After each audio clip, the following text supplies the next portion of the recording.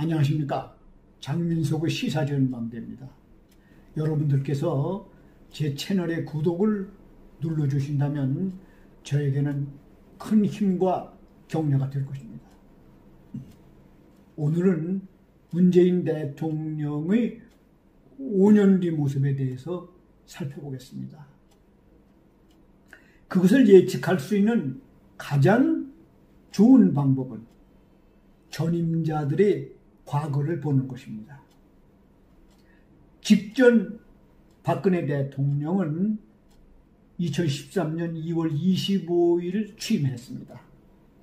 한강의 기적을 만든 박정희 대통령의 딸로서 국가 발전에 이바지할 것이라는 기대를 깨고 임기 1년을 남기고 탄핵을 받아서 감옥에서 재판을 받고 있습니다.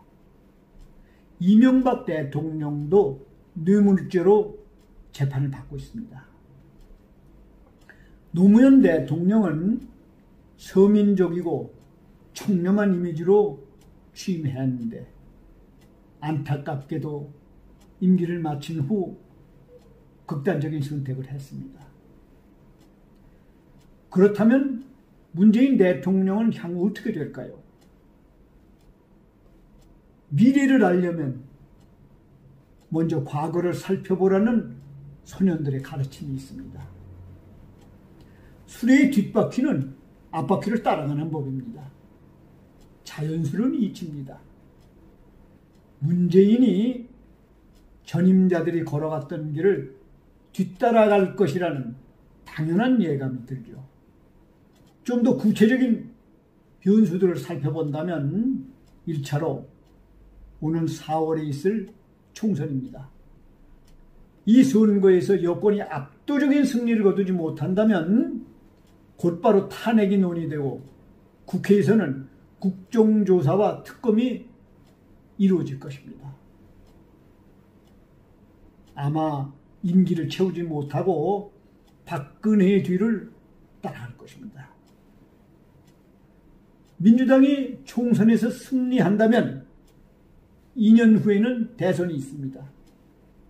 여기에 보수 우파가 집권할 경우 문재인 스스로 설치했던 공수처와 검찰에서 조사를 받게 될 것입니다. 이때에는 이명박의 뒤를 따라갈 것입니다. 두 차례의 선거에서 여권 측이 승리한다면 4년 뒤에는 또 다른 총선이 있습니다. 여기에서는 여권이 패배할 가능성이 매우 높고 국정조사와 특검을 피하기 어렵죠.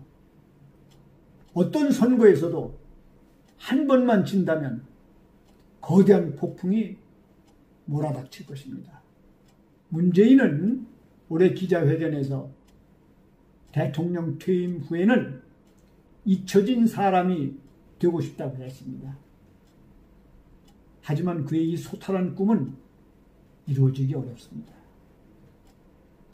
두 명의 전직 대통령과 수많은 사람들의 가슴 속에 깊은 상처를 남겼고 국민을 두 쪽으로 분열시켜서 각각 양쪽에 증오의 감정을 심었습니다. 역대 어느 정권보다도 국가 경제를 가장 후퇴시킨 장본인인데다가 미국, 중국, 일본, 북한과의 외교가 모두 실패해서 이제는 국가의 안위를 걱정해야 하는 실정입니다. 한마디로 국가를 후퇴시키고 국민을 분열시킨 대통령 문재인입니다. 미국의 워싱턴 포스트지는 얼마 전에 한국의 문재인 대통령이 라라랜드에 살고 있다고 했습니다. 현실 세계가 아닌 라라랜드에 살고 있는 문재인. 물론 북한 관계를 두고 한 말이었겠지만 어찌 대북 문제뿐이겠습니까? 미국 시인 롱펠로우는 석양이 지고 나면 낮에 볼 수 없었던 별들을 볼 수 있다고 그랬습니다. 권력이 지고 나면 그동안 볼 수 없었던 것들을 볼 수 있습니다. 지금 희미하게 윤곽을 드러내고 있는 각종 비리들이 뚜렷하게 세상에 밝혀지게 되면 모든 선거에서 승리한다 해도 문재인은 여론과 사법기관에 의해서 처벌을 피하기 어렵습니다. 결국 5년 뒤에는 집에서 편안하게 잊혀진 사람이 될 수 없는 상황이고 아마도 전임자들을 따라서 감옥에서 생활하게 될 것입니다. 그때 비로소 노무현 대통령이 남긴 진심 어린 충고가 다시금 생각날 것입니다. 정치하지 마라. 마치겠습니다.